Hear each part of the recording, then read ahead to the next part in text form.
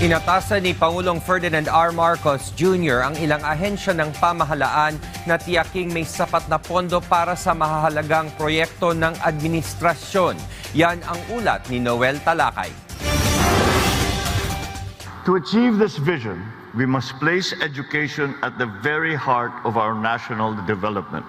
Ito ang iginiit ni Pangulong Ferdinand Marcos Jr. sa kanyang talumpati bilang panauhin niya sa Philippine Development Forum 2025 ng Department of Economy, Planning and Development o DepDev. Kaya naman panawagan niya sa DepDev, Department of Budget and Management o DBM, Department of Finance o DOF at iba pang mga ahensya ng pamahalaan na tiyakin na mabigyan ng sapat na pondo ang mahahalagang proyekto na makakatulong para sa pag-usad ng bansa tulad ng edukasyon. Giit ng Pangulo, ang 2026 proposed budget ng bansa, ang Department of Education ang isa sa may pinakamalaking budget allocation.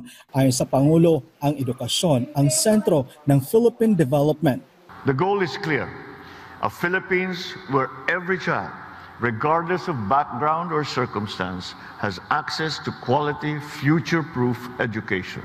Because we truly understand and we truly believe that every classroom built, every teacher trained, every child supported is a seed towards real, lasting progress.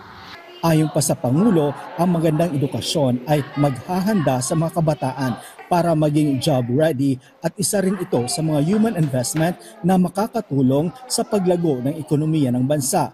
Isa rin sa binanggit ng Pangulo ang Department of Public Works and Highways na tutugon naman na magkaroon ng dekalidad ng mga silid-aralan.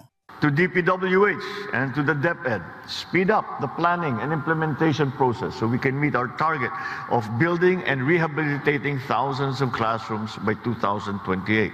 Isinagawa ng DepDev ang Philippine Development Forum 2025 sa pangunguna ng kalihim nito na si Secretary Arsenio Balisacan, kasama rin ang DBM, DOF, Presidential Communication Office at World Bank. Layo nito na magkaroon ng isang pulisiya at pagpondo sa mga prioridad ng mga proyekto ng administrasyon para sa ikabubuti ng bansa. Batay sa kanilang pagsusuri sa mga programang ipinatutupad sa unang 3 taon na pamamahala ng Marcos Jr. administration.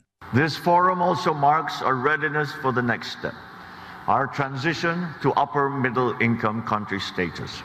This transition demands a kind of partnership built on stronger alignment, shared goals, and genuine national ownership. Layo nito na matiyak na magtuloy-tuloy ang development plan ng pamahalaan hanggang taong 2028 kung saan magdadala ito ng kabuhayan sa mga Pilipino, magandang edukasyon at may access sa healthcare. Panawagan ng Pangulo sa mga kawani ng pamahalaan na magkaisa tungo sa matatag at future-ready na bagong Pilipinas. We will not tolerate measurement without action, nor will we tolerate the wastage of public funds. Walang perang sasayangin, hindi tayo papayag na lustayin ang kaban ng bayan. This forum also marks our readiness for the next step, our transition to upper middle income country status. Noel Talakay para sa Pambansang TV sa Bagong Pilipinas.